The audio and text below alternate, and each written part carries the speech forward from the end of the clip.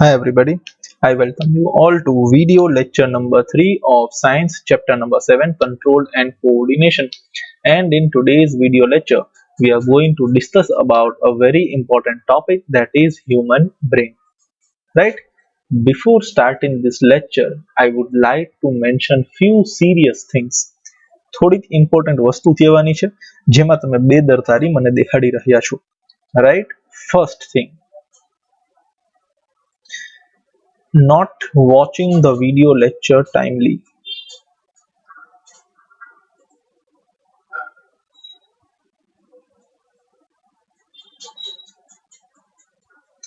શું કામ છે ભાઈ તમારે એવડું કે તમે વિડીયો લેક્ચર ટાઈમસર ન જોઈ શકો, અથવા તો 2 દિવસના વિડીયો લેક્ચર ભેગા થઈ જાય? અમુક લોકોને એક આખા ચેપ્ટરના વિડીયો લેક્ચર ભેગા થઈ જાય. તમારા મમ્મી પપ્પા આની ફીસ ભરે છે, કામ તમે અધૂરું કરો છો, સંભળાવે છે મમ્મી પપ્પા મને કે સર આ કંઈ કરતો નથી.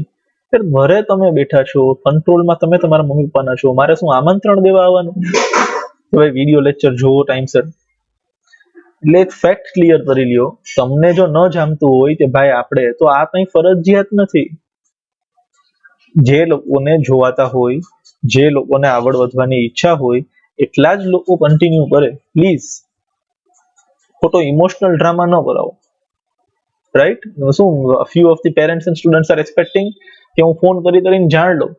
તો તમને ફોન કરીને જાણ કરું કે ભાઈ છોકરો જોવે છે કે નહીં, શું છે શું નહીં, એવું બી કરું છું, એ બી કરું છું, બરાબર ને? તો એટલી વારમાં અહીંયા વિડીયો લેક્ચર બનશે નહીં ભાઈ. દેશી સિસ્ટમ મને આવડતી નથી, નાના ઠેકાડ દઉં. સ્ક્રીન ઉપર કાંઈ ન આવતું હોય, બ્લેક કલરની સ્ક્રીન આવતી હોય, તમને કહું ટેક્સ્ટબુકમાં અહીંયા ત્રીજી લીટી ઉપર આંગળી રાખો, હું અહીંથી બોલું તમે ત્યાંથી સાંભળો, એવું ઠેકાડીશ નહીં હું તમને. સમજાય છે? સરસ ક્વોલિટીનું તમને મળી રહ્યું છે તો એનો ઉપયોગ કરો તો સારી વાત છે. ન થતો હોય તો ઇટ્સ ઓકે. આ વસ્તુ બધા લોકોને અપ્લાય નથી થતી. જે લોકો પોતાનું કામ સમયસર કરી રહ્યા છે, you are doing a very good job. But અમુક આળસુ માણસો માટે આ મેસેજ છે, રાઈટ? સેકન્ડ, ફીસ 25th છે આજે, 30th હમણાં આવી જશે. બહુ સ્ટ્રિક્ટલી કહું છું, જે લોકોએ ફર્સ્ટ ઇન્સ્ટોલમેન્ટ પે કરી દીધો છે એ લોકોને સેકન્ડ ઇન્સ્ટોલમેન્ટ 4000 રૂપીઝનો 30th તારીખ સુધી આપવાનો છે. અમુક લોકોએ મારી પાસે રિક્વેસ્ટ કરીને પહેલો ઇન્સ્ટોલમેન્ટ હજી સુધી ભરેલો નથી. તમને બી મેસેજ પહોંચાડું છું, એટલીસ્ટ આ 30th સુધી તમારો ફર્સ્ટ ઇન્સ્ટોલમેન્ટ અથવા તો બંને ઇન્સ્ટોલમેન્ટ મને ભેગા મળી જવા જોઈએ. થર્ડ થિંગ, કોઈને હજી કોઈ ફાઇનાન્શિયલ પ્રોબ્લેમ છે, કોઈ સ્પેસિફિક રીઝન છે, તો પ્લીઝ મને ફોન કરીને જાણ કરી દેજો. બટ મહેરબાની કરીને આ ગાડીને હવે અંધારામાં આગળ ચલાવતા નહીં. સ્ટુડન્ટ્સ, પ્લીઝ તમારા પેરેન્ટ્સને આ મેસેજ સંભળાવજો અથવા તો ઇન્ફોર્મ કરી દેજો વર્બલી કે સરે આવું કીધું છે, રાઈટ? પ્લીઝ. કારણ કે શું છે, આમાં પછી 3 મહિના પછી મન દુઃખ થાય એમ કે સર હવે છોકરો કઈ બરાબર જોતો નતો તો ફીસ હવે હું શેની આપું. That is not my problem. છોકરા તમે છો, ભણતર તમારું છે, બરાબર છે? તો ભણવું ન ભણવું દેટ ઇઝ યોર ડિસિઝન. મને ક્લેરિફિકેશન મળેલું હોય તો હું એ પ્રમાણે આગળ વધું, રાઈટ? આ બે વસ્તુ ખાસ મગજમાં બેસાડી લેજો. એટલે જો તમે અહીંથી કન્ટિન્યુ નથી કરવા માંગતા, પ્લીઝ ફોન કરીને કહી દો સર આપણે હવે નથી જોવું કંઈ તમારું, તો આપણે બંધ કરી દેશું. કન્ટિન્યુ કરવા માંગો છો તો એ વસ્તુની ફીસ ભરવી પડશે, right? Very much clear. Third thing, exams. 10th ની એક્ઝામ કેમ લેવાશે? 10th માં બધાને માસ પ્રમોશન આપશે કે નહીં આપે? માસ પ્રમોશન આપી દઈએ તો પછી અત્યારે ભણવાનો શું મીનિંગ છે? હજી તો સ્કૂલ ક્યારે ખુલશે? Etcetera etcetera etcetera. Are you only learning four exams? માત્ર એક્ઝામ માટે ભણો છો? માત્ર માર્ક્સ માટે ભણો છો? શું લાગે છે તમને કે 10th માં તમને માસ પ્રમોશન આપી દેશે અને તમે અત્યારે ન ભણો તો 11th માં ડિરેક્ટલી તમને આવડતું હશે? આજે મીન, મીડિયન અને મોડ બરાબર ભણેલું હશે તો કાલે સવારે 11th સાયન્સ કે કોમર્સ ગમે તે લેશો ત્યાં આવવાનું છે. આજે કોઓર્ડિનેટ જ્યોમેટ્રી બરાબર ભણેલી હશે તો 11th સાયન્સ ની અંદર, મેથ્સ ની અંદર પેલો કે બીજો જ ચેપ્ટર હશે. સમજાય છે? એટલે કોઈને એવું મગજમાં હોય કે ના આમાં તો માસ પ્રમોશન છે, શું ભણીને કરી લેશું આપણે, તો તમે હજી વહેમમાં છો. આ ઇફેક્ટ છે ને જે અત્યારે તમે બેદરકારી દેખાડો છો ને, એની ઇફેક્ટ તમને અત્યારે નહીં દેખાય, આજથી 5 વર્ષ પછી દેખાશે. એટલીસ્ટ આજથી 2 વર્ષ પછી દેખાશે. જ્યારે ધક્કા ખાશો, જ્યારે હેરાન થશો, જ્યારે સિચ્યુએશન નોર્મલાઇઝ થઈ જશે, એ દિવસે તમને અફસોસ થશે કે ઓહો ઓલા દિવસે સાલું ધ્યાન આપ્યું હોત તો આપણે નવરા હતા. સવારે વહેલા ઉઠતા નથી તમારામાંથી અમુક લોકો, 8 વાગે ઉઠો, શું કહેવાય 10 11 વાગે ઉઠો છો, રાત્રે 2 વાગ્યા સુધી જાગો છો, હરવા ફરવાનો સમય છે તમારી પાસે, બધું કરવાનો સમય છે, બટ ભણવાનો સમય નથી, તો એ તો નહીં ચાલે દોસ્ત. બરાબર ને, ભણવું તો પડશે, બટ જો માત્ર એક્ઝામ ને મગજમાં રાખીને ભણતા હોય તો તમે ખોટી દિશામાં જઈ રહ્યા છો. તો આ 3 બાબત થોડીક મારે ડિસ્કસ કરવાની હતી. અમુક લોકો સિરિયસલી નથી લેતા, એમને સિરિયસ મેસેજ છે, આ 3 બાબતનું ખાસ ધ્યાન રાખવાનું છે. વિડીયો લેક્ચર સમયસર જોવાઈ જવો જોઈએ, બરાબર છે. ફીસ જે લોકોની 30th સુધી નહીં આવે એ લોકોને ગ્રુપમાંથી હું રિમૂવ કરી આપીશ on 1st or 2nd October consider, અથવા તો મને તમારો ફોન આવી જોઈએ તો સર સો એન્ડ સો ડેટે મારી ફીસ આવશે, ધેન વી વિલ કન્ટિન્યુ. બાકી હું 30 રિમૂવ કરી દઈશ 1લી તારીખે, જેટલા લોકોની ફીસ નહીં આવી હોય એટલા લોકોને, રાઈટ. અને એક્ઝામ્સ લેવાની હોય કે ન લેવાની હોય, ભણવાનું સિરિયસલી છે, આ એક ફેક્ટર થોડું મગજમાં રાખજો. Late us now start with the human brain, right. ખૂબ જ કોમ્પ્લેક્સ ઓર્ગન છે, એના વિશે આપણે ભણી લઈએ. આજનો વિડીયો લેક્ચર તમને થોડો લેટ મળી રહ્યો છે, રીઝન બીઇંગ કે બ્રેનનો એક મસ્ત મજાનો વિડીયો આપણે બનાવેલો છે નાનકડો અમથો, જે જોવાની તમને મજા આવશે. Thinking involves more complex mechanisms and neural connections. These are concentrated in the brain, which is the main coordinating center of the body. બરાબર ને, આપણને ખબર જ છે કે થિંકિંગ એ ખૂબ જ કોમ્પ્લેક્સ મેકેનિઝમ છે. ઘણા બધા ન્યુરોન્સ બધા મેસેજીસ કલેક્ટ કરી અને બ્રેનને પહોંચાડે છે, because brain is the main coordinating centre of the body. એ બધા ડિસિઝન્સ લે છે, એ બધા એક્શન્સ માટે અલ્ટિમેટલી રેસ્પોન્સિબલ છે. The brain and spinal cord constitute the central nervous system. They receive information from all the parts of the body and integrate it. એટલે બ્રેનમાં છે ને, એટલે બોડીની અંદર નર્વસ સિસ્ટમ છે, અને નર્વસ સિસ્ટમને આપણે 2 પાર્ટમાં કેટેગરાઇઝ કરીએ છીએ, સેન્ટ્રલ નર્વસ સિસ્ટમ અને પેરિફેરલ નર્વસ સિસ્ટમ. હમણાં ચાર્ટ બી બતાવીશ. સેન્ટ્રલ નર્વસ સિસ્ટમ એટલે જે ડિસિઝન લે છે, જે બધા પાસેથી એક્શન રિસીવ કરે છે અને શું કરવું એ વિચારે છે. પેરિફેરલ નર્વસ સિસ્ટમ એટલે જે ખરેખર એક્શન લે છે, જે ખરેખર ફાઇનલ કામ કરે છે. ડિરેક્શન આપવાનું કામ સેન્ટ્રલ નર્વસ સિસ્ટમ કરશે, અને એના ડિરેક્શન પ્રમાણે જોબ કરવી, કામ કરવું, that is done by peripheral nervous system. તો સેન્ટ્રલ નર્વસ સિસ્ટમ કોણ છે? સેન્ટ્રલ નર્વસ સિસ્ટમમાં બ્રેન એન્ડ સ્પાઇનલ કોર્ડ, આ બંને ભેગા થઈને સેન્ટ્રલ નર્વસ સિસ્ટમ કોન્સ્ટિટ્યુટ કરે છે. Writing, talking, moving a chair, clapping at the end of program are examples of voluntary actions which are based on deciding what to do next. So the brain has to send messages to the muscles. એટલે આ point આપણને voluntary actions નો information આપે છે, બરાબર ને. ચાલવું, દોડવું, હરવું, ફરવું, જમવું, એ ડિસિઝન આપણે આપણી પોતાની મરજીથી લઈએ છીએ. કોઈ એક સિચ્યુએશન છે, એના આધારે આપણું બ્રેન એક્શન લે છે અને આપણા મેસેજીસને, આપણા મસલ્સને મેસેજ આપે છે કે ભાઈ તું આ કર, બરાબર ને. તમારી પાછળ એક ડોગ દોડે અચાનકનો, your brain will immediately send the message to our muscles, go run, બરાબર ને. તો દેટ ઇઝ વોલન્ટરી એક્શન, આપણી મરજીથી. બટ હાર્ટની બીટ વધવી કે ઘટવી, દેટ ઇઝ ઇનવોલન્ટરી, એ ઓટોમેટિકલી થાય છે. તો અગેન અહીંયા બી 2 ટાઈપની એક્શન્સ છે, વોલન્ટરી એક્શન્સ એન્ડ ઇનવોલન્ટરી એક્શન્સ. બંને માટે અલ્ટિમેટલી બ્રેન જ રેસ્પોન્સિબલ છે. This is the second way in which nervous system communicates with muscle. તો ફર્સ્ટ વે કઈ હતી? ઇનવોલન્ટરી. સેકન્ડ વે કઈ છે? વોલન્ટરી. 2 રીતના નર્વસ સિસ્ટમ મસલ સાથે અટેચ છે, either in voluntary way or in involuntary way. For example, તમારો heart બી એક ટાઈપનો મસલ છે, એ કન્ટિન્યુઅસલી બીટ કરે છે, એમાં તમારી ઈચ્છા હોય કે ન હોય. તમારી રેસ્પિરેટરી સિસ્ટમ કન્ટિન્યુઅસલી કામ કરે છે, ડાયાફ્રામ કન્ટિન્યુઅસલી કોન્ટ્રાક્ટ અને રિલેક્સ કરે છે. That is one way. Involuntary, તમારી મરજી ઇન્વોલ્વ નથી, ઓટોમેટિકલી થાય જ છે. ઓટોમેટિક એની સ્પીડ વધે છે, ઓટોમેટિક એની સ્પીડ ઘટે છે. અને સેકન્ડ આ છે વોલન્ટરી. ફોર એક્ઝામ્પલ, મારે લખવું છે તો હું ઓટોમેટિક લખવા નહીં માંડું, મારી ઈચ્છા છે તો લખીશ, મારા કંટ્રોલમાં છે, ફટાફટ લખવું, સ્લોલી લખવું, that is under my control, which is second way in which nervous system communicates with muscles, and that is voluntary action.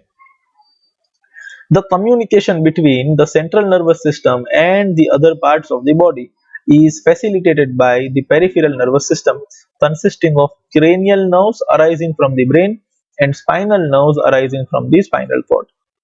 બરાબર છે. સેન્ટ્રલ નર્વસ સિસ્ટમ અને બોડીના બીજા બધા પાર્ટને કોણ કનેક્ટ કરે છે? Peripheral nervous system. આપણી વાત થઈ કે સેન્ટ્રલ નર્વસ સિસ્ટમનું કામ ડિસિઝન લેવું છે, સંકેત આપવાના છે, મેસેજીસ આપવાના છે. ફાઇનલ કામ કોણ કરશે? Peripheral nervous system. તો પેરિફેરલ નર્વસ સિસ્ટમમાં શું છે? Cranial nerves arising from the brain and spinal nerves arising from the spinal cord. એટલે આ જે બે ટાઈપની નર્વ્સ છે, ક્રેનિયલ નર્વ્સ અને સ્પાઇનલ નર્વ્સ, એ અલ્ટિમેટલી મસલ સાથે અટેચ્ડ હશે અને મસલને બ્રેનનો અથવા તો સેન્ટ્રલ નર્વસ સિસ્ટમનો મેસેજ પાસ કરશે. Let us see that. The brain thus allows us to think. Sorry. The brain thus allows us to think and take actions based on that thinking. બરાબર છે? એક ચાર્ટ બતાવું છું. This chart will show you, right, the classification of nervous system. જો તમે central nervous system છે, peripheral nervous system છે. Central nervous સિસ્ટમમાં શું છે? Brain and spinal cord. This central nervous system, also written as CNS short form માં, એનું કામ છે મેસેજીસ કલેક્ટ કરી અને ડિસિઝન લેવા. એ ડિસિઝન ઇમ્પ્લિમેન્ટ કરાવવાનું કામ કોનું છે? પેરિફેરલ નર્વસ સિસ્ટમનું, PNS. આનું કામ શું છે? કોઓર્ડિનેશન કરવું. મેસેજીસ બધા પાસેથી લેશે અને ડિસિઝન આપશે. ડિસિઝન લીધા પછી એક્શન કોણ કરશે? Peripheral nervous system. એના બી પાર્ટ છે આપણી પાસે, craniospinal nerves and visceral nervous system.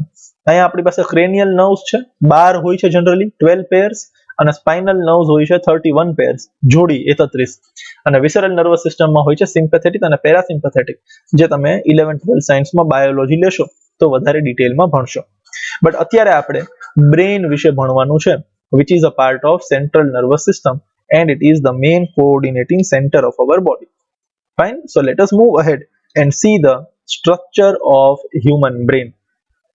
બરાબર છે? જો અહીંયા આવું કંઈક છે, અંદરથી આવું દેખાય છે, ઉપર એની આવી રીતના મસલ્સ ફિટ કરેલા હોય છે ને બહારની સાઈડ, બરાબર ને, આવું હાર્ડ ક્રેનિયમ હોય છે, જેના લીધે આપણા બ્રેનને કોઈ ઇન્જરી પહોંચવી જોઈએ નહીં. So these are the different protective layers of brain, as you can see in the animation over here. This is the internal image, and you can see the brain is typically divided into 3 parts: forebrain, midbrain અને hindbrain. forebrain એટલે આગળનો અને ઉપરનો part, બરાબર ને? જે આ તમે જોઈ રહ્યા છો ને, જો હું અહીંયા ડ્રો કરું છું આઉટલાઈન, આ જે પાર્ટ તમે જોઈ રહ્યા છો that is forebrain. આટલો જે પાર્ટ છે that is midbrain. અને એના સિવાયનો આ પાછળનો જે પાર્ટ વૈધો, નીચેનો જે પાર્ટ વૈધો, this is hindbrain. આ forebrain છે, આ midbrain છે અહીંયા, and this is hindbrain. આ નીચેનો પાર્ટ અને પાછળનો પાર્ટ, રાઈટ? forebrain ની અંદર સેરેબ્રમ, થેલામસ, હાઇપોથેલામસ હોય છે. midbrain ની અંદર કોર્પોરા ક્વાડ્રિજેમા હોય છે, જે અહીંયા બતાવેલું નથી. અને hindbrain ની અંદર પોન્સ, મેડ્યુલા ઓબ્લોંગેટા અને સેરેબેલમ, આવડું આ પાછળ નાનો મગજ જેને આપણે કહીએ સેરેબેલમ, એ હોય છે hindbrainમાં. અને પછી ત્યાંથી સ્પાઇનલ કોર્ડનું નીચે કનેક્શન છે. આમાં ધ્યાન રાખજો, forebrainમાં સેરેબ્રમ હોય છે, hindbrainમાં સેરેબેલમ હોય છે. આમાં કન્ફ્યુઝન હોય છે જનરલી લોકોને, right? Let us now see each part in detail. જો તમે, બરાબર ને, frontal lobe, parietal lobe, temporal lobe, occipital lobe, આ બધા છે ને forebrainના પાર્ટ છે, ઉપરની સાઈડના. સર આ તો અહીંયા વચ્ચે છે, ઉપરની સાઈડ સમજો તમે 3D માં. અંદરની સાઈડ પછી આવું છે, આ forebrain છે, અહીંયા જો midbrain અહીંયા છે, અને આ hindbrain અહીંયા નીચે અને પાછળનો પાર્ટ. આ જે છે ને parietal lobe, occipital lobe, frontal lobe, temporal lobe, આ બધા બ્રેન જે forebrain છે એમાં જે સેરેબ્રમ હતું એના લોબ્સ છે. Frontal lobe, parietal lobe, temporal lobe અને ઓસિપિટલ લોબ, આ છે ને સેરેબ્રમના લોબ્સ છે. આ બધાનું અલગ અલગ ફંક્શન છે. ઓસિપિટલ લોબ છે એ અલગ ફંક્શન કરશે, પેરાઇટલ લોબ અલગ ફંક્શન કરશે, ટેમ્પોરલ લોબ અલગ ફંક્શન કરશે. આપણી વાત થઈ કે બ્રેનમાં અલગ અલગ મેસેજીસ માટે અલગ અલગ સેન્ટર છે, બરાબર ને? તો એ આ સેન્ટર છે બધા, frontal lobe, temporal lobe, et cetera et cetera, right? Brain sits inside a bony box. Inside the box, the brain is contained in a fluid-filled balloon which provides further shock absorption. એટલે બ્રેનને એક બોની બોક્સમાં ફિટ કરવામાં આવેલો છે, મતલબ બોન જેવી મજબૂતી વાળો બોક્સ, જેને આપણે ક્રેનિયમ કહીએ છીએ. બહારથી તમે આપણો મગજ અડો, હેડ ટચ કરો તો સોલિડ લાગશે, એ એક બોન છે, એક બોક્સના ટાઈપનો બોન છે. એની અંદર ફરી પાછો ફ્લુઇડ ભરેલો છે. એટલે માની લો કે અહીંયા આપણો બ્રેન છે, બ્રેનની આજુબાજુ અહીંયા ફ્લુઇડ છે, અને ઈ ફરી પાછું બહારથી આ બોક્સની અંદર ફિટ કરેલું છે. This is box, this is fluid and this is brain. તો તો આ ફ્લુઇડ નું શું ફંક્શન છે? માની લ્યો બહારથી થોડું દબાણ આવ્યું, તે ઇન્જરી આવી, તો એના લીધે આ ફ્લુઇડ પ્રેસ થશે. બ્રેનને કોઈ ઇફેક્ટ સહેલાઈથી આવશે નહીં.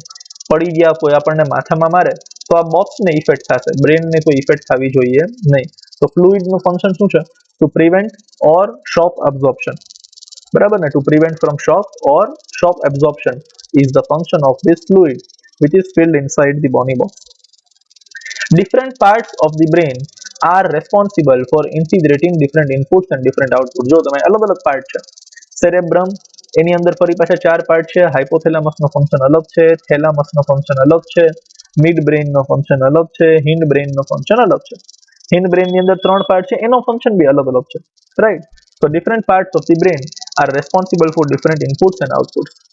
The brain has 3 such major parts, namely forebrain, midbrain and hindbrain. Right? Brain ના આવા 3 પાર્ટ છે. Let us start with forebrain. It contains mainly of cerebrum, which is the main thinking part of the brain.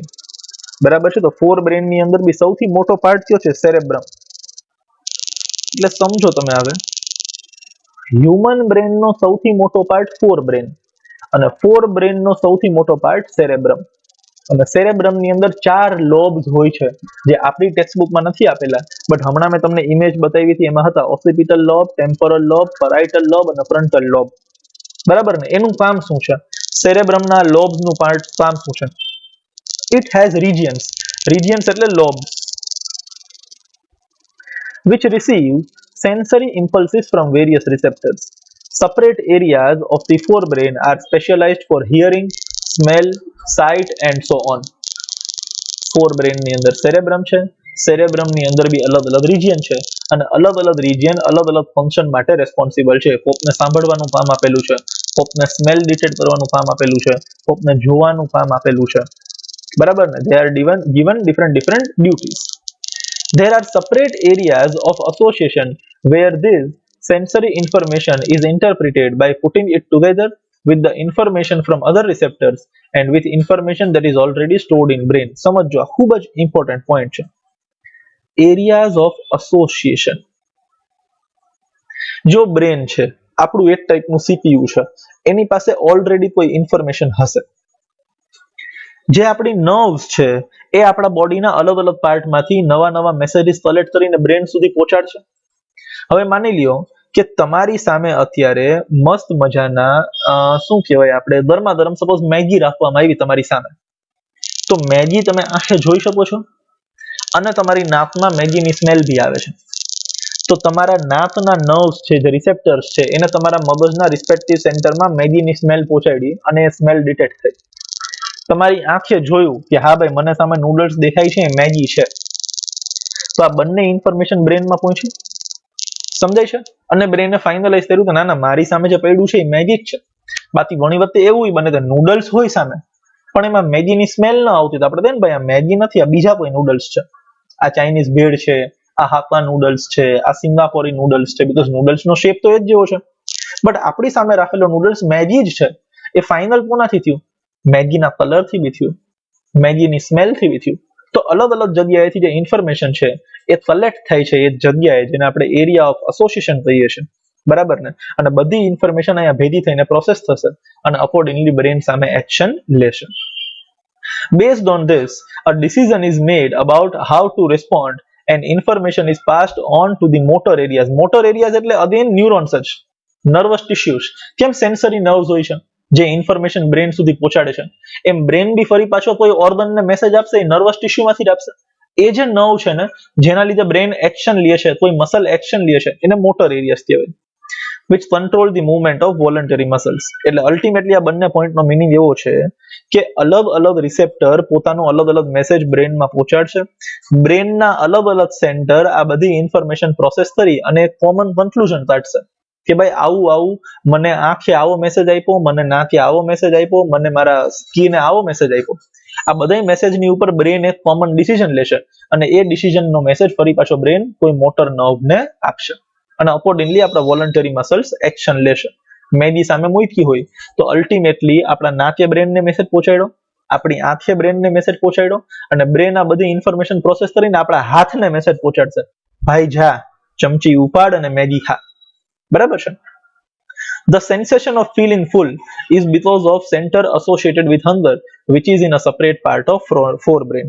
એટલે આપણને એવું લાગે ને કે ભાઈ મારું પેટ ભરાઈ ગયું છે, હવે મને જગ્યા નથી, હવે મને ભૂખ નથી. આ બી ફિલિંગ છે ને, આ બી એક ટાઈપનો રિસ્પોન્સ છે. આ રિસ્પોન્સ માટેનો જે સેન્ટર છે એ સેન્ટર બી ફોર બ્રેનમાં પ્રેઝન્ટ છે. હવે આ એમસીક્યુ માટે, ફિલ ઇન ધ બ્લેન્ક્સ માટે, 1 માર્ક ક્વેશ્ચન માટે ખૂબ જ ઇમ્પોર્ટન્ટ પ્રોસેસ છે.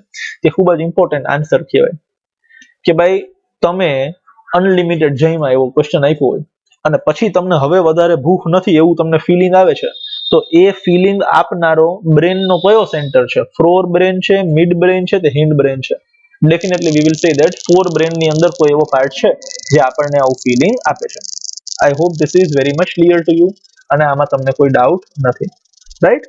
ફોર બ્રેન પછી આપણી પાસે આવે છે મિડ બ્રેન. જો પ્રિલિમિનરી લેવલ ઉપર તમે ભણો છો, 2 પેજની અંદર તમને બ્રેન સમજાવીને ટેક્સ્ટબુક પૂરું કરી દીધું છે. બ્રેન વિશે છે ને ખરેખર આખી બુકો ભરાણી છે, એટલી બધી ઇન્ફોર્મેશન હોય. અહીંયા 2 પેજમાં તમને સમજાવી દીધું છે, એટલે ઘણી બધી એક્સ્ટ્રા ઇન્ફોર્મેશન તમે બીજી રીતના જાણી શકો છો, રાઈટ? એટલે તમારા રસ્તામાં એવું આવશે, તમને એવું લાગશે કે ઓહો સરે આપણને ભણાયું નહીં, બટ ટેક્સ્ટબુકમાં આટલું જ આપ્યું છે દોસ્ત, એટલે આપણે આપણી જાતને થોડુંક લિમિટ કરીએ છીએ. Mid brain, it involves various involuntary actions along with hindbrain. એટલે મિડ બ્રેન નું કામ શું છે? ઇનવોલન્ટરી એક્શન્સ ને કંટ્રોલ કરવું. ઇનવોલન્ટરી એક્શન એટલે હાર્ટ બીટ થવું, રેસ્પાયરેશન થવું, ઇન્ટેસ્ટાઇન ના મૂવમેન્ટ થવા, આ બધી ઇનવોલન્ટરી એક્શન્સ છે જે જનરલી કોણ કંટ્રોલ કરે છે? Mid brain along with hind brain. એટલે મિડ બ્રેન પોતે એટલું ઇનવોલન્ટરી એક્શન કંટ્રોલ કરતું નથી. It controls the involuntary actions along with hindbrain. Midbrain ની અંદર એક જ પાર્ટ છે આપણી પાસે જેનું નામ છે કોર્પોરા ક્વાડ્રિગેમા.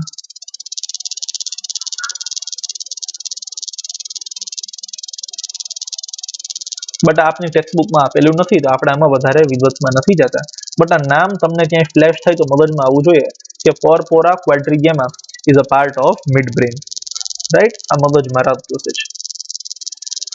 ફોર બ્રેન ની અંદર 2 ઇમ્પોર્ટન્ટ બીજા પાર્ટ હતા, થેલામસ અને હાઇપોથેલામસ, બટ એના વિશે અત્યારે આપણને કોઈ ઇન્ફોર્મેશન આપેલી નથી. જનરલી એમાંથી હોર્મોન્સ રિલીઝ થતા હોય છે, તો આ ચેપ્ટરમાં એક સેપરેટ પાર્ટ છે હોર્મોન્સનો, ત્યાં આપણે એમના વિશે ભણશું, about thalamus and hypothalamus also. Example, our mouth waters when we see food we like without or meaning to. એટલે કોઈ એવું ફૂડ હોય જે આપણને ગમે એટલી ભૂખ લાગી હોય પણ આપણને પ્રિય હોય, એ જોઈને આપણા મોઢામાં પાણી આવી જાય.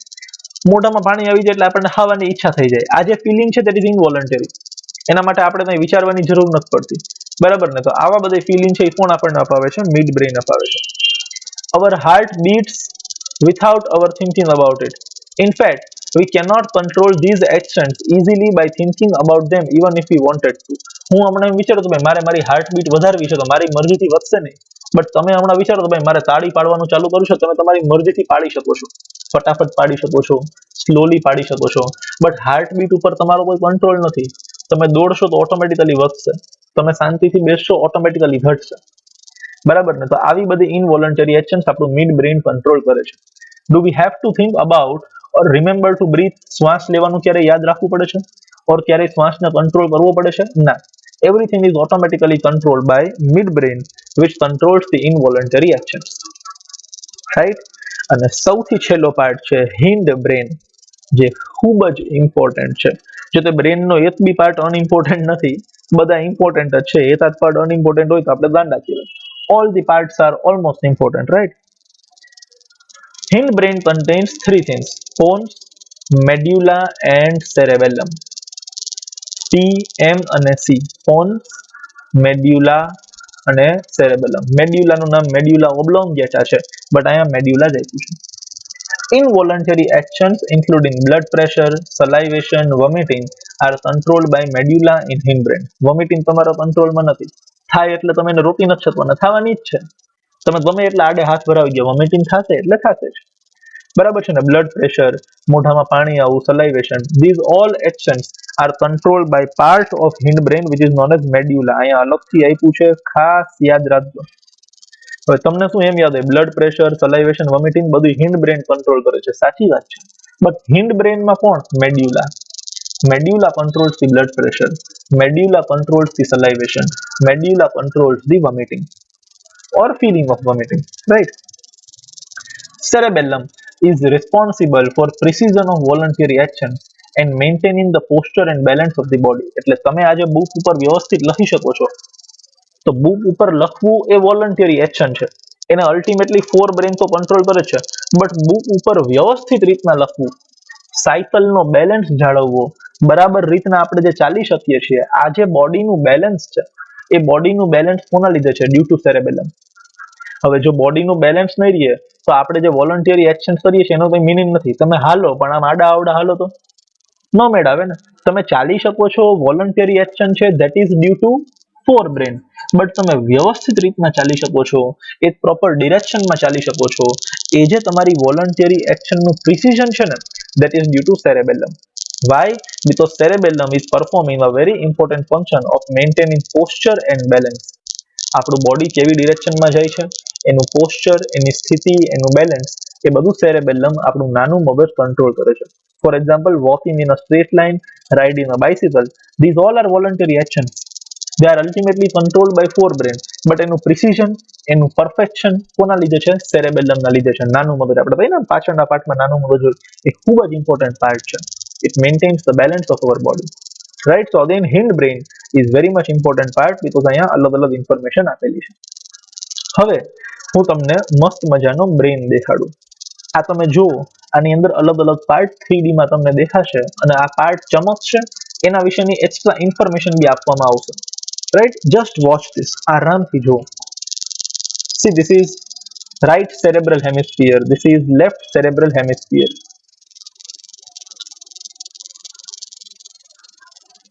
બરાબર છે? સમજો તમે આને. બરાબર છે? આ છે ને સેરેબ્રમ છે, ઉપરનો પાર્ટ છે. એ છે લેફ્ટ હેમિસ્ફિયર, એ છે રાઈટ હેમિસ્ફિયર. આપણે આગળથી જોઈએ તો પેલા આપણે સામેથી જોતા હતા અહીંયાથી. તો આ રાઈટ હતું ને, આ લેફ્ટ હતું. જેવું આને આપણે સામેની બાજુ ફેરવી નાખીએ ઊંધું, મતલબ તમે જે પોઝિશનમાં અત્યારે બેઠા છો, તો this will become the right hemisphere. પાછળની સાઈડથી જોઈએ તો, અને આ બની જશે લેફ્ટ. આ બંને અહીંયા એક બેન્ડ થી કનેક્ટેડ છે, જેને કોર્પસ કેલોસમ કહેવાય. બરાબર? કોર્પસ કેલોસમ. કોર્પસ કેલોસમ એટલે એક ટાઈપની પટ્ટી છે, જેના લીધે લેફ્ટ હેમિસ્ફિયર અને રાઈટ હેમિસ્ફિયર એકબીજાથી કનેક્ટેડ છે, જે અંદરની સાઈડ હોય એને કોર્પસ કેલોસમ કહેવાય. Right?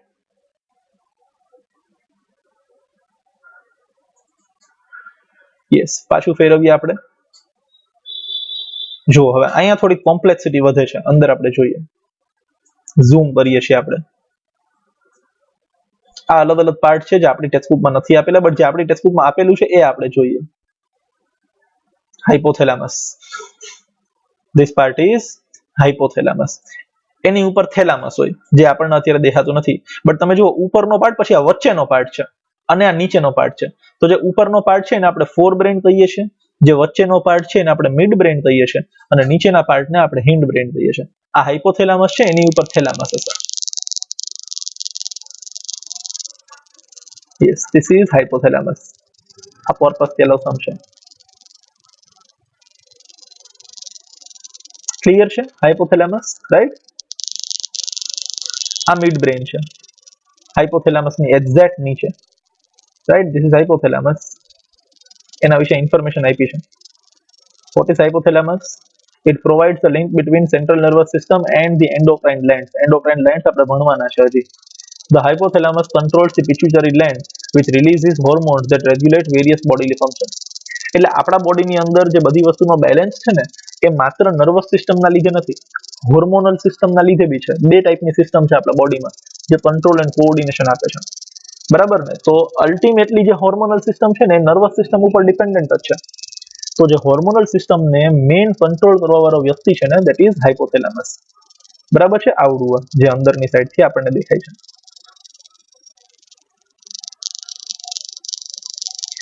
Fine. This is thalamus. ઉપર, હાઇપોથેલામસની એક્ઝેક્ટ ઉપર. ફરી પાછું બતાવું છું, જોજો. આ જે થેલામસ છે એની એક્ઝેક્ટ ઉપર અહીંયા હાઇપોથેલામસ છે. See, just about it. Right? This is thalamus. શું કામ છે એના? Grand central station for sorting of sensory information before it connects onto the cortex. Vision, hearing, touch, taste signals all are routed through the thalamus before being sent to their respective processing centers in the cerebral cortex. જે કંઈ બી information ઉપર બ્રેનના respective સેન્ટરમાં પહોંચાડવી છે એને guidance પણ આપશે, થેલામસ આપશે કે હા તું સ્મેલનો સિગ્નલ છો તો તું બ્રેનના આ પાર્ટમાં જા, તું ટેસ્ટનો સિગ્નલ છો તો તું બ્રેનના આ પાર્ટમાં જા, તું આંખનો સિગ્નલ છો તો તું બ્રેનના આ પાર્ટમાં જા. જે સિગ્નલ્સ બોડીના નીચેના પાર્ટમાંથી ઉપરના બ્રેનના રિસ્પેક્ટિવ સેન્ટરમાં જવા માંગે છે એના માટે થેલામસ ટ્રાફિક પોલીસનું કામ કરે છે. It is guiding the signals. એ સિગ્નલને ફિલ્ટર કરે છે, તું અહીંયા જા, તું અહીંયા જા, તું અહીંયા જા. રાઈટ? થેલામસ છે પાર્ટ ઓફ ફોરબ્રેન. એની નીચે હાઇપોથેલામસ હતું, આપણે જોયું એક્ઝેક્ટ. હવે આપણે હાઇપોથેલામસની નીચે આવશે મિડ બ્રેન. અહીંયા જે આપણને દેખાય છે તે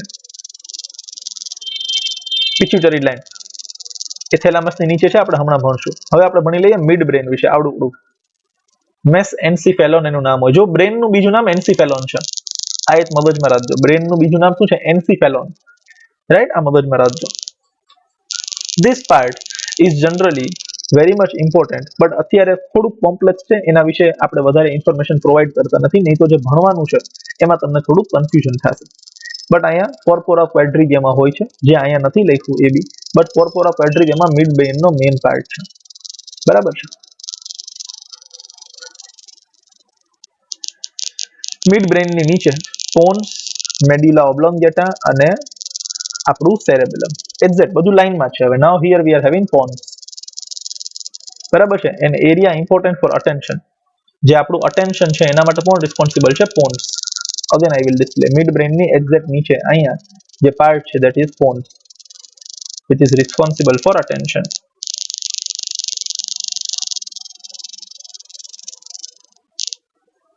Right? પોન્સ ની નીચે છે medulla ઓબ્લોંગેટા. Medulla ઓબ્લોંગેટા houses breathing control centers including an area called pre-Botzinger complex which generates breathing rhythm. આપણે એટલું બધું ડિટેલમાં નથી જવું, બટ મેડ્યુલા ઓબ્લોંગેટા આપણી ઇનવોલન્ટરી એક્શન્સને કંટ્રોલ કરે છે. અહીંયા બ્રીથિંગનો એક્ઝામ્પલ આપ્યો છે, બટ આપણે જોયું તો આપણું બ્લડ પ્રેશર, વોમિટિંગ એક્સેટ્રા બધું મેડ્યુલા ઓબ્લોંગેટા કંટ્રોલ કરે છે. This is medulla ઓબ્લોંગેટા.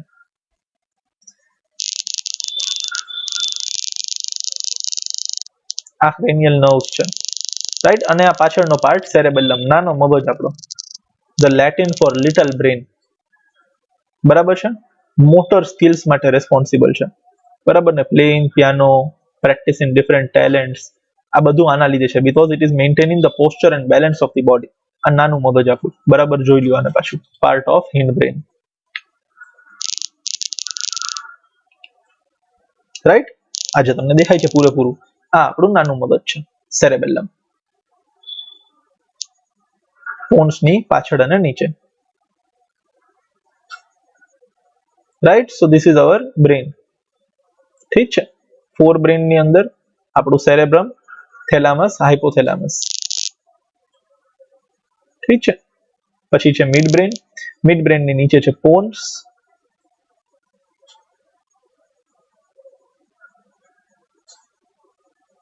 પોન્સ ની પછી છે આપણી પાસે મેડ્યુલા ઓબ્લોંગેટા અને સેરેબેલમ. રાઈટ? આ જે છે ને નીચે તમને અહીંયા દેખાય છે, જો આ નાનકડી નર્વ્સ ને બધું નીકળે છે, એ ક્રેનિયલ નર્વ્સ છે, મગજમાંથી નીકળતી નર્વ્સ. અને બાકીની જે આપણી નર્વ્સ છે એ સ્પાઇનલ કોર્ડમાંથી નીકળે છે, જેને આપણે સ્પાઇનલ કોર્ડ કહીએ છીએ. Cranial nerves are 12 in pair, spinal nerves are 31 in pairs. આ મગજમાં રાખજો. રાઈટ? These all are cranial nerves. બરાબર? Let us move ahead. I hope હવે તમને બ્રેન બિલકુલ જ ક્લિયર છે. હવે આપણે એક ફાઇનલ વસ્તુ સમજવાની છે કે ભાઈ બોડીના અલગ અલગ પાર્ટમાંથી સેન્સરી ઇન્ફોર્મેશન બ્રેનમાં જાય છે, ન્યુરોન્સ પહોંચાડે છે. બ્રેનમાંથી ફરી પાછો એવો જ મેસેજ બોડીના બધા પાર્ટ્સમાં પહોંચે છે. બટ જ્યારે બોડીના બધા પાર્ટ્સમાં પહોંચે છે, ન્યુરોન પોતાનો મેસેજ બીજા ન્યુરોનને આપે છે, ત્રીજા ન્યુરોનને આપે છે, અને અલ્ટિમેટલી કોઈ મસલ હશે છેલ્લે. તો મસલ એક્શન કેવી રીતના કરે? બરાબર ને?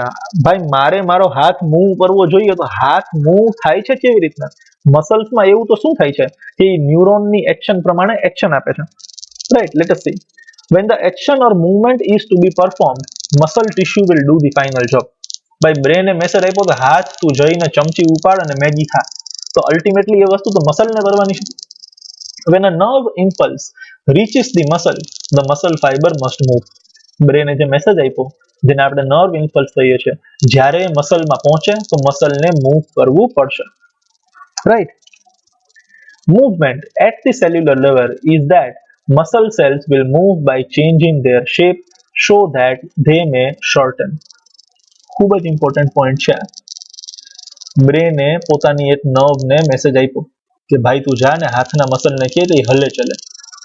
ન્યુરોનમાંથી ન્યુરોન, અગેન ન્યુરોનમાંથી ન્યુરોન, ફાઇનલી છેલ્લો સ્ટેપ એવો આવશે ન્યુરોનમાંથી મસલ્સમાં મેસેજ જશે. જ્યારે ન્યુરોન્સમાંથી મસલ્સમાં મેસેજ જશે તો મસલમાં છે ને સ્પેશિયલ ટાઈપના પ્રોટીન છે, આપણે ભણ્યા હતા last year, which can contract and relax. જેવો ન્યુરોનમાંથી મેસેજ મસલ્સને જશે તો muscles will either contract or they will relax. Contract થશે તો મૂવમેન્ટ થશે, રાઈટ. તો કોન્ટ્રાક્ટ જ્યારે થશે ત્યારે muscle will shorten, they will change their shape. આમાં સ્લાઇડિંગ થિયરી આવે, તમે ભવિષ્યમાં ભણશો સ્લાઇડિંગ થિયરી ઓફ મુવમેન્ટ. અલગ અલગ કેમિકલ્સ રિલીઝ થાય છે જેના લીધે મસલનું મુવમેન્ટ થાય. બટ અત્યારે ખાલી એટલું આપેલું છે કે જેવો તમારો મેસેજ ફાઇનલ ન્યુરોનમાંથી મસલમાં જશે તો મસલના જે પ્રોટીન છે એ પોતાનો શેપ બદલશે, જેના લીધે મસલ ફાઇબરનું મુવમેન્ટ થશે. Muscle cells have special proteins that change both their shape and their arrangement in the cell in response to nervous electrical impulses. Again, I will read. Muscle cells have special proteins that change their shape and arrangement when they receive nervous electrical impulses. When this happens, new arrangement of these proteins give the muscles a shorter form. In short, muscle પોતાનો shape change કરશે and it will cause movement. લાંબો ટૂંકો થશે તો automatically movement થશે. In this way, nervous tissue causes the action. Right? I hope this is very much clear to you. તમારે ખાલી એટલું યાદ રાખવાનું છે કે જે નર્વ ઇમ્પલ્સ છે એ ન્યુરોનમાંથી ટ્રાવેલ થઈને લાસ્ટમાં જ્યારે મસલ્સ ઉપર પડશે તો મસલના જે પ્રોટીન છે they will either contract or relax. Contract અને રિલેક્સ થશે તો આપણો હાથ મૂવ થવાનો છે, બટ કોન્ટ્રાક્ટ અને રિલેક્સ શું કામ થશે, કેવી રીતના થશે? બીકોઝ મસલ્સ પાસે પ્રોટીન છે which can change their shape, which can change their arrangement. એ પોતાનો શેપ અને અરેન્જમેન્ટ ચેન્જ કરશે તો કોન્ટ્રાક્ટ અને રિલેક્સ થશે. So this is the end of first part of the chapter. એવું આપણે કહી શકીએ કે આપણે control and coordination in human beings ભણતા હતા એ આપણે ભણી લીધું. હવે આપણે જોવાનું છે control and coordination in plants. બરાબર છે. અને ફરી પાછું આપણે નાનકડો part control and coordination of animals અથવા તો હ્યુમન્સ જોશું. બીકોઝ પ્લાન્ટ્સની અંદર ખાલી હોર્મોનલ સિસ્ટમ છે કંટ્રોલ કરવા માટે. એનિમલ્સની અંદર આપણી અંદર બે સિસ્ટમ છે, એક તો હોર્મોન વાળી અને બીજી નર્વસ સિસ્ટમ વાળી. નર્વસ સિસ્ટમ વાળી આપણે ભણી લીધી અને હોર્મોન્સ વાળી આપણે ભણશું. આ લેક્ચરમાં જેટલા ક્વેશ્ચન આન્સર્સ બની શકે છે એટલા તમારી સ્ક્રીન ઉપર ડિસ્પ્લે કરું છું. Page number 1. Please complete the CW, લખજો બધું આની અંદર. Next page number 2. Next page number 3. ખૂબ જ ઇમ્પોર્ટન્ટ ક્વેશ્ચન છે. Next page number 4. અગેન જે હાઇલાઇટ કરેલો ક્વેશ્ચન છે that is important. Next page number 5. Very very very important questions. ઉપર વાળો બી અને નીચે વાળો બી, આ તો ખાસ. ઇનવોલન્ટરી એક્શન અને રિફ્લેક્સ એક્શનની વચ્ચે શું ડિફરન્સ છે આ મેજોરિટી લોકોને પ્રોબ્લેમ થતી હોય છે, but very important question. Involuntary action અલગ વસ્તુ છે, રિફ્લેક્સ એક્શન અલગ વસ્તુ છે. Reflex action is ultimately involuntary, but involuntary action છે ને એની સ્પીડ થોડી ઓછી હોય, એ રેગ્યુલરાઇઝ્ડ હોય છે નેચરમાં. રિફ્લેક્સ એક્શનની સ્પીડ ખૂબ જ વધારે હોય છે. આ એક કન્ટિન્યુઅસ પ્રોસેસ છે, આ સડન પ્રોસેસ છે. આ ડિફરન્સ ખૂબ જ ઇમ્પોર્ટન્ટ છે. Right, so we end up the video lecture over here. We will now meet again in the next video lecture and discuss control and coordination in plants. Till then, take very good care of yourself. Goodbye.